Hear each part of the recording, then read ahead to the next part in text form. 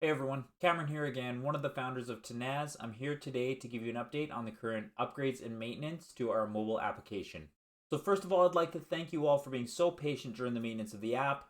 Of course, from what we consider to be an extremely successful launch, and within that first month, we already run into issues. So that being said, we are excited to get these upgrades done so early in the project. Remember, we are a fintech company. We do have plans of releasing new technology throughout our entire existence, so roadblocks and hurdles are inevitable in this industry. It's how we handle them, how we persevere. We will rectify it. We will always rebuild whatever necessary, and we will come back even stronger.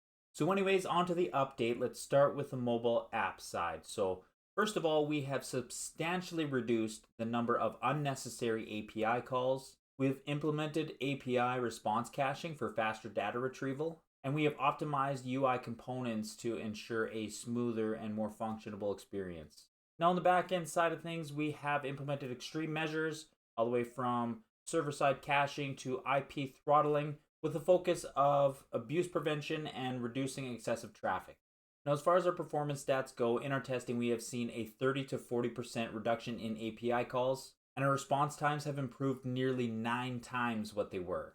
We are extremely satisfied with the results of the upgrades. We are just preparing to move into the next stage, which is submitting the next version of the application to Google and Apple for approval. Now, the unfortunate thing about this stage is we have no control over the timeline of the approval.